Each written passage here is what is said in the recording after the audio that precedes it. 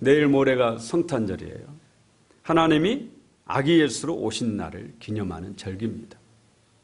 지난주일 설교에 하나님이 인간의 몸을 입고 육체로 오신 사건을 뭐라고 한다고 했죠? 무슨 육신? 성육신 사건이라고 그랬어요. 그러면 왜 말씀이신 하나님이 인간의 죄인인 인간의 육체를 입고 이 땅에 오셨느냐? 무엇 때문에 오셨느냐? 그것은 우리를 용서하시고 죄로부터 구원하시기 위해서 오셨다. 그렇게 말씀을 드렸습니다. 하나님은 이 성육신 사건에 대해서 구약성경에 수차례 말씀을 하셨어요. 구약성경에 메시아에 관한 예언의 말씀이 300여 곳이 넘습니다. 그 첫 번째 메시아에 대한 예언이 창세기 3장 15절에 나와요. 창세기는 성경의 가장 첫 번째 책이죠. 내가 너로 여자와 원수가 되게 하고 내 후손도 여자의 후손과 원수가 되게 하리니 여자의 후손은 내 머리를 상하게 할 것이요 너는 그의 발꿈치를 상하게 할 것이니라.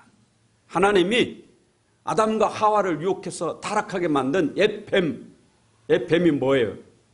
마귀, 사단이죠.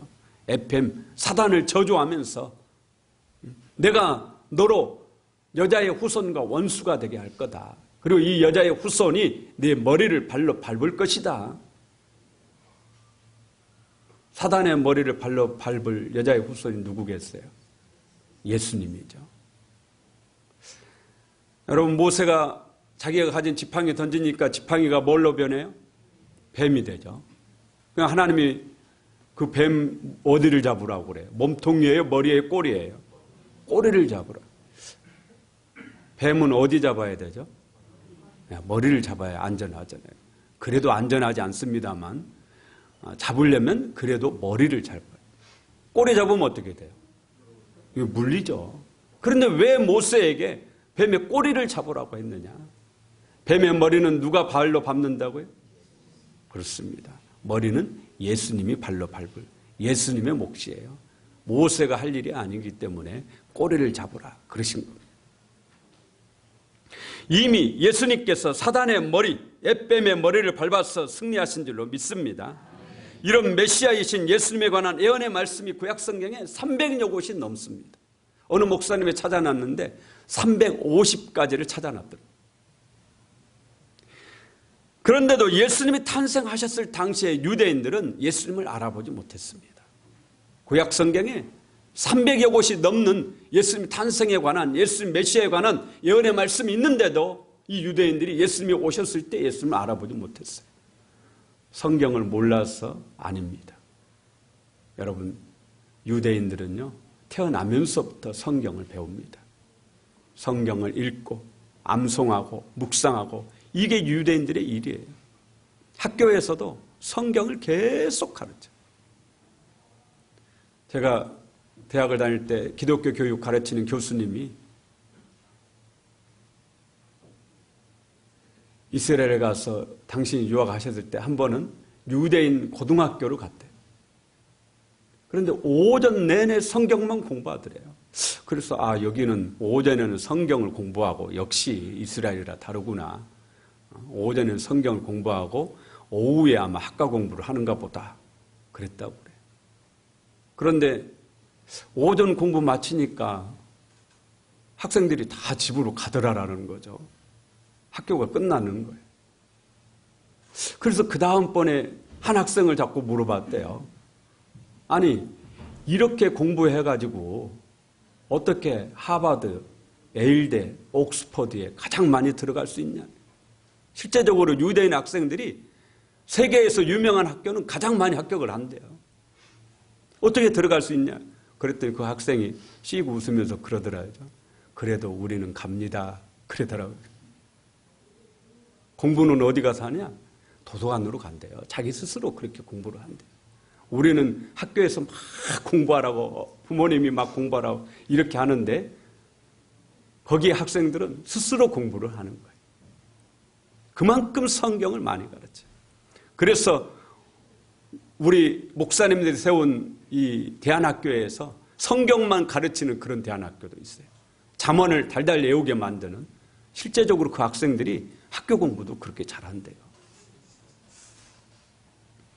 성경을 이렇게 많이 아는 그런 유대인인데도 성경에 이미 예수님 메시아의 탄생, 메시아가 하실 일들에 대해서 수도 없이 예언을 해놨는데도 정작 예수님이 오셨을 때 알아보지 못했다라는 거죠. 일부 아주 소수의 사람들만이 예수님을 알아보고 아기 예수께 경배를 했습니다. 세례 요한의 아버지 샤가랴와 엘리사벳, 동방박사, 베들레헴 지경에서 양을 치던 목자들, 그리고 오늘 성경에 나오는 시몬과 안나 선지자, 이런 소수의 몇몇 사람만이 아기 예수께 찾아와서 경배를 했습니다. 이분들이 아기 예수에게서 하나님의 영광을 보고 예수님을 통해서 하나님을 볼 수 있었던, 그 성경을 많이 아는 바리새인 서기관들도 알지 못하는 아기 예수의 비밀을 이분들이 어떻게 알았느냐? 그것은 기다렸기 때문입니다. 기다렸어요. 예수님이 탄생하시길, 메시아가 오시길 기다렸어요. 우리가 메시아 그러는데 메시아는 히브리어입니다. 이스라엘 사람들이 쓰는 언어가 히브리어죠. 메시아는 히브리어고 헬라어로는 그리스도예요. 그리스도. 우리가 예수 그리스도 그러죠. 그리스도가 메시아예요. 헬라어. 뜻은 기름 부음을 받은 자, 그런 뜻을 가지고 있습니다. 구약 시대에 기름을 부어서 세움을 입는 사람은 세 가지 종류의 사람이 있어요. 첫 번째는 왕에게 기름을 부어 세웁니다. 왕을 세울 때 이스라엘 나라에서는 기름을 부어서 세워요. 올리브 기름, 감람유를 머리에 부어서 그 사람을 왕으로 세워요. 사무엘 선지자가 소년 다윗에게 기름을 부어서 사울왕 뒤를 잇는 왕으로 세우잖아요. 두 번째는 제사장에게 기름을 부어 세웁니다. 모세가 형 아론에게 기름을 부어서 형 아론을 제1대 제사장으로 세우죠. 그 다음에 또 누구예요? 선지자를 기름을 부어 세워요. 엘리야 선지자가 제자인 엘리사에게 기름을 부어서 엘리사를 선지자로 그렇게 세워요. 왕과 제사장과 선지자, 이 사람들이 기름 부음을 받은 자예요. 그런데 이 세 직분, 왕도 되고 제사장도 되고 선지자도 되는 이 세 직분을 한 몸에 가지고 있는 구약시대의 인물들이 있어요. 그분들이 누구예요? 사사입니다. 사사.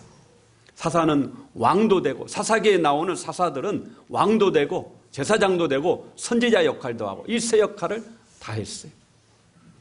그런데 이 사사들은 하나님께서 세우는 거예요. 사사는 세습되지 않습니다. 제사장은 내가 제사장이면 아들이 제사장이에요. 그런 왕도 내가 왕이면 아들이 왕이에요. 하지만 사사는 세습이 안 돼요.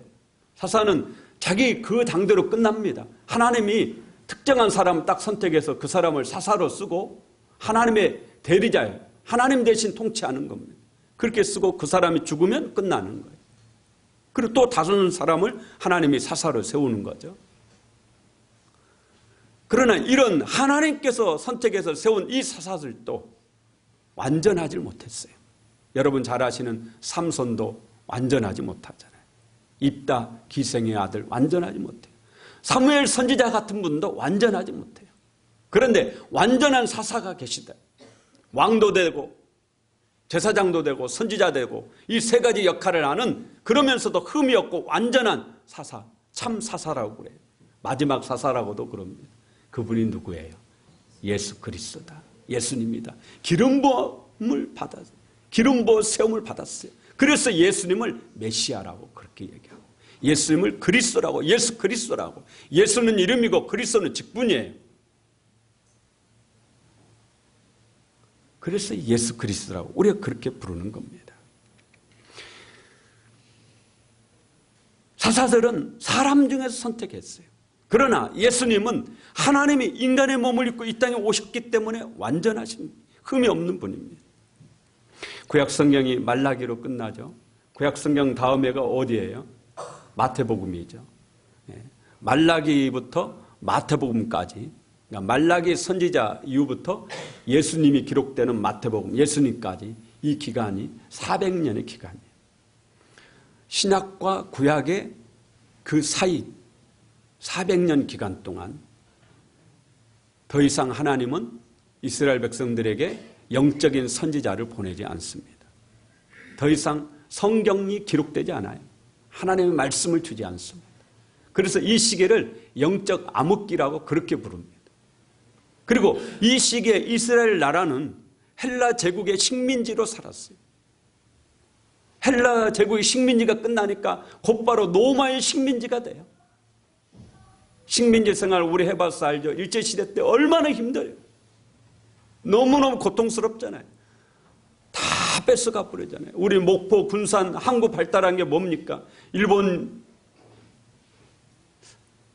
또 나오네. 일본 놈들. 놈이라고 해야 꼭 이럴 때는 직성이 풀려요. 좋은 분도 있습니다. 정말 농사 지어놓으면서 다 뺐어요. 목포 항구에서 실어가고 군산 항구에서 실어가고 호남 평야에서 나오는 김제 평야에 나오는 쌀 전부 다 뺏어가요. 얼마나 살기 힘들어요. 너무너무 고통스러워서 독립운동을 그렇게 했던 거 아닙니까? 이스라엘 나라도 그렇게 식민지, 정치적으로, 경제적으로 얼마나 어렵습니까? 그런 상황에서 사니까. 영적으로 암흑기예요. 영적으로. 그래서 너무 고통스러우니까 이 사람들이 하나님께 살려달라고 기도했단 말이죠. 하나님 믿는 사람들이니까 기도했습니다. 옛날에 애굽에서 노예 생활할 때 얼마나 힘들어요. 그래서 이 사람들이 자식을 막 죽이거든요. 애굽 왕이. 아들 태어나면 죽이라고 그러잖아요. 출애굽기 읽어보면은 자식을 죽인단 말이에요. 그러니까 너무너무 고통스러우니까 하나님께 살려달라고, 구원해달라고, 해방시켜달라고 기도하니까 하나님 누구를 보내줘요? 모세를 보내주시다. 그렇잖아요. 오늘 마찬가지입니다. 이 이스라엘 백성들이 로마의 식민지 지배 아래서 너무너무 고통스럽고 힘드니까 하나님께 기도합니다. 하나님, 약속했던 메시아, 하나님이 약속했던 그 기름 부음을 받은 하나님께서 보내시는 메시아를 보내주옵소서. 그렇게 기도했으니까 그 다음에 뭐 하겠어요? 여러분 기도하면 그 다음에 뭐예요? 기다리는 거죠. 기도 응답이 되길 기다리잖아요. 메시아를 보내달라고 기도했으니까 메시아가 오기를 기다리는 거예요. 이것을 메시아 대망사상이라고 그래요. 메시아를 기다린다. 메시아 대망사상. 이 당시에 이스라엘 사람들은 전부 다 메시아를 기다리는 거예요. 나를 구원해줄, 이 나라를 구원해줄 그 메시아를 기다리는 거예요. 그런데 이 기다림, 메시아를 기다리는 이 기다림, 두 가지 부류의 사람들이 있었습니다. 바리새인이나 서기관이나 유대 종교 지도자들은 메시아를 기다렸는데 메시아를 기다리는 것이 아니라 메시아가 가져올 좋은 세상을 기다렸어요. 좋은 세상, 메시아가 가져올 좋은 세상을 기대한 거예요. 그래서 메시아인 예수님이 오셨단 말이에요. 그런데 좋은 세상이 본인들이 뜻하는 정치적인 해방, 경제적인 해방 이렇게 시켜줄 메시아를 기다렸는데 예수님이 오셔서 그걸 이루질 않는 거죠. 그러니까 예수님께 등을 돌리고 결국은 예수님을 십자가에 못 박아 죽입니다. 여러분 가룟 유다가 왜 예수님 배반해요? 가룟 유다는 예수님이 아니라 예수님이 자신이 가져다 줄 좋은 이익, 좋은 세상 이걸 원했어요. 그런데 3년을 예수님을 따라다녀도 달라지는 것이 없어요. 좋기는커녕 갈수록 더 힘들어요. 결국에는 은 30냥이 예수님을 팔지 않습니까? 왜냐하면 가룟 유다에게는 예수님보다는 은 30냥이 더 이익이니까요. 그러나 정말 믿음이 있는 오늘 시몬과 안나 선지자 같은 이런 분들은 메시아를 기다렸습니다. 하나님의 아들 예수님을 기다렸어요. 그래서 이분들은 아기 예수를 만나 경배할 수 있었고 예수님이 오셨을 때 알아볼 수 있었어요. 오늘 여러분들이 왜 교회에 나오셨어요? 우리 중에도 두 가지 부류가 있을 수 있습니다. 어떤 분들은 교회에 오면은 좋은 세상, 교회에 오니까 문제가 해결되고 병도 고치고 부자가 되고 혹시 이 좋은 세상을 바라보고 오셨다면 우리도 마음이 변할 수 있어요. 그러나 우리가 오늘 이 교회에 여러분들이 나오신 그 까닭이 어디에 있어야 되느냐? 예수님을 만나는데, 예수님을 사랑하는데, 우리의 신앙의 초점이 뭐냐면요, 예수님을 통해서 뭔가 이익을 얻는 이게 아니고 예수님을 사랑하는데 신앙의 초점이 있어야 되는 줄로 믿습니다. 그래야 예수님을 알아볼 수 있다 이거죠. 그래야 진정한 신앙이에요. 25절에 시므온은 예루살렘에 살았다고 말씀합니다. 예루살렘에 뭐가 있죠? 성전이 있죠. 시므온은 성전을 중심으로 신앙생활을 했다라는 겁니다. 시므온의 이름의 뜻이 하나님이 들으셨다, 그런 뜻이에요. 하나님이 들으셨다. 하나님이 뭘 들으셨을까요? 하나님이 뭘 들으셨어요? 내 기도를 들으셨다.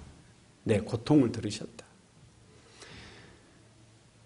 야곱의 첫 번째 부인이 레아입니다. 그런데 야곱이 외삼촌에게 속아가지고 외삼촌의 큰딸 레아하고 결혼을 했잖아요. 사랑하지 않는 여자와 결혼을 했어요. 그리고 둘째 딸 라헬도 아내로 삼았어요. 라헬을 사랑합니다. 레아는 남편 야곱이 원하지 않는 여자예요. 그래서 남편에게 사랑을 못 받습니다. 여러분, 하나님은 공평하신 분이에요. 그래서 하나님이 레아를 불쌍히 여기셔서 자식을 주죠. 자식을. 그래서 큰아들 루벤을 낳았어요. 루벤을 낳고 나서 레아가 생각하기를 이제는 내 남편이 나를 사랑해 줄 거라, 이렇게 생각했어요. 여성분들이 그런 생각하죠. 아들을 낳았으니까 내 남편이 이제 나에게로 돌아올 것이다. 나를 사랑해 줄 것이다. 그런데 그렇게 안 되는 거예요. 남편이 사랑해 주질 않는 거예요. 사랑받지 못하는 여자로 살아가는 게 얼마나 힘들어요. 그 아픔 속에서 레아가 하나님께 기도한 겁니다. 그러다가 둘째 아들을 낳았어요. 그래서 이름을 시므온이라고 이름을 지었어요. 하나님이 내 아픔을 들으셨다.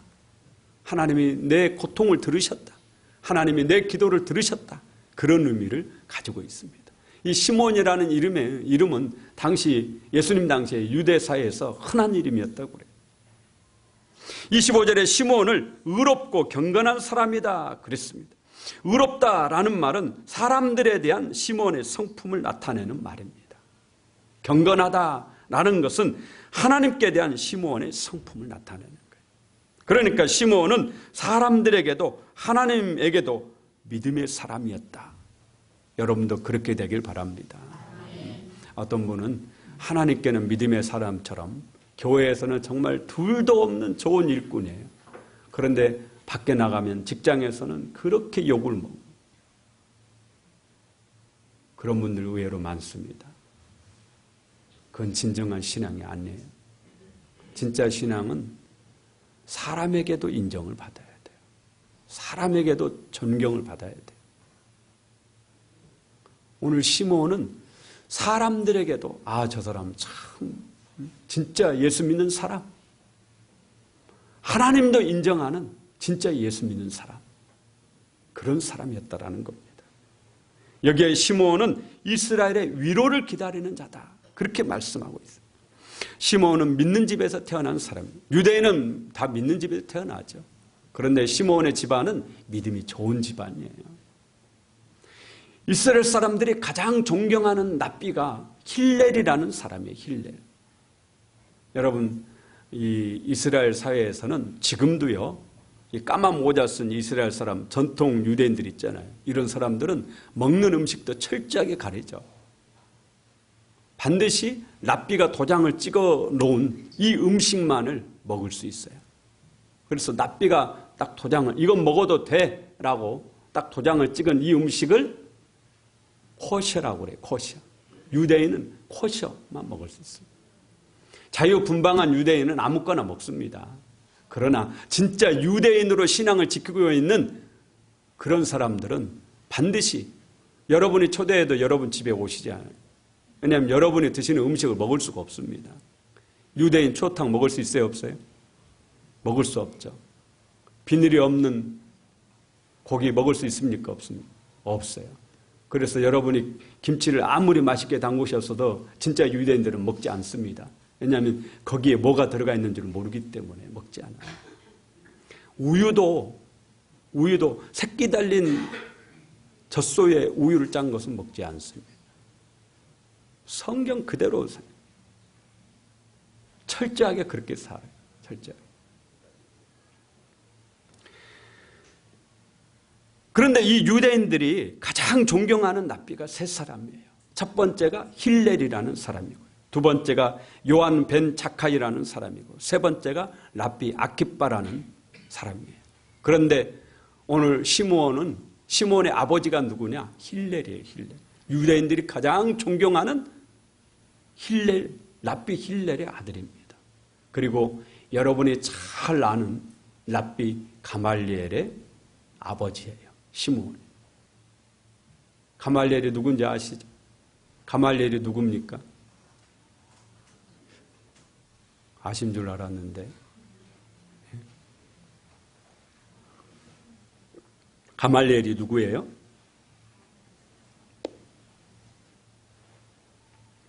사도 바울의 스승이잖아요. 사도 바울의 스승이 가말리엘이에요. 당시에 이스라엘 최고의 랍비죠. 가말리엘의 아버지예요, 시므온이.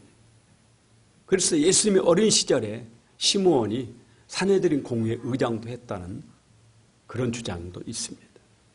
이 시므온이 예수님을 기다렸어요. 제가 늘 말씀드리지만 믿음은 기다림입니다. 다시 오실 예수님을 기다리는 것이 우리의 믿음이죠. 기도의 응답을 기다리는 것이 믿음이에요.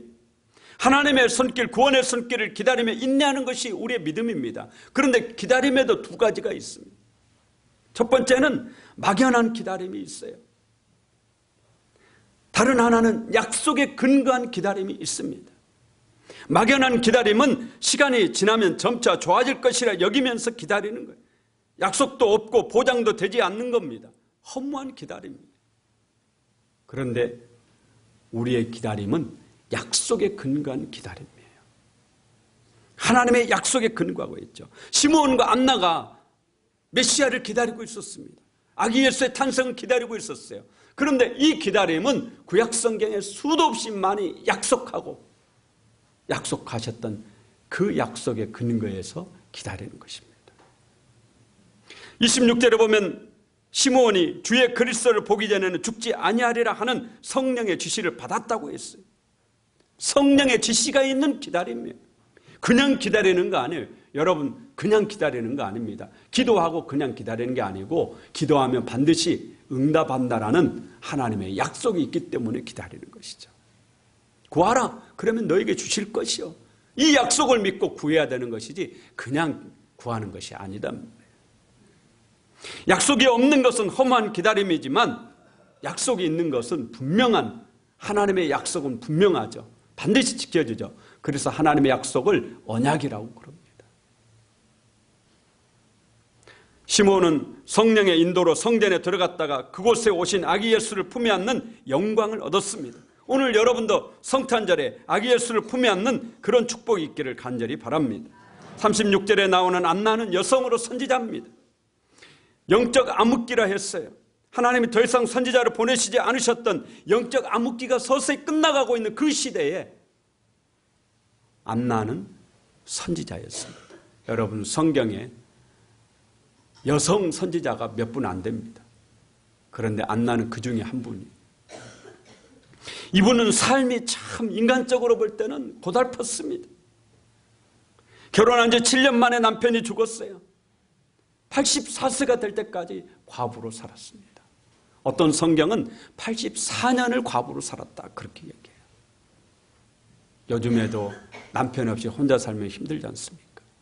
그런데 2000년 전에 식민지 국가에서 그 배고픈 시절에 남편 없이 혼자 사는, 과부로 사는 게 얼마나 고통스럽겠어요.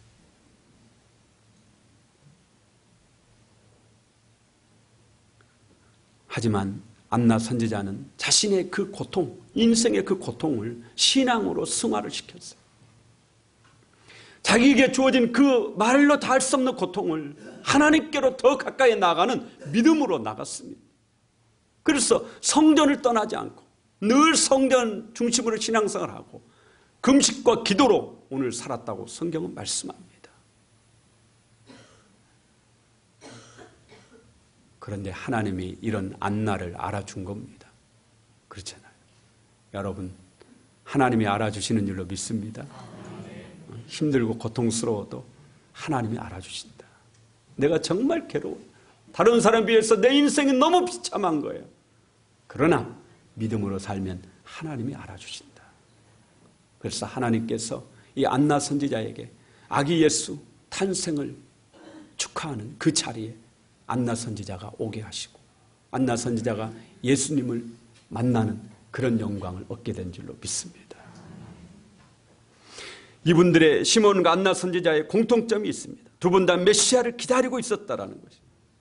성전 중심의 신앙생활을 하고 계셨다라는 것이고 아기 예수를 봤을 때 즉시 메시아임을 알아봤다라는 거예요. 평생 성경만 연구하고 가르쳤던 바리새인 서기관들도 몰랐던 아기 예수의 비밀을 이분들은 알았습니다. 기다렸기 때문에, 정직한 마음으로 기도하면서 기다리고 있었기 때문에. 내일 모레가 성탄절입니다. 여러분 성탄절 기다리고 있습니까? 저는 해마다 성탄절 올 때마다 다시 오실 예수님을 마음속에 생각하면서 기다립니다. 제 마음이 자꾸 신앙으로 흩어지려고 그러면은 다시 오실 주님을 기다립니다. 저는 두 가지입니다.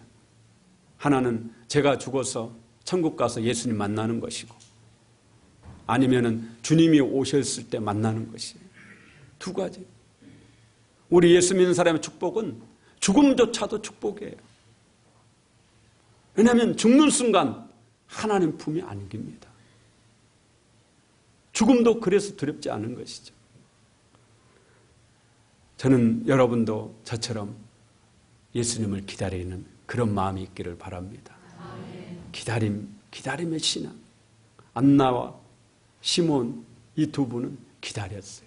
성탄절 기다려야 성탄절이 은혜가 있죠. 기다리지 않으면 그냥 다른 날과 똑같은 거예요. 저와 여러분에게 재림 예수님을 기다림으로 재림 예수님 품에 안기는 이 축복이 있기를 간절히 원합니다.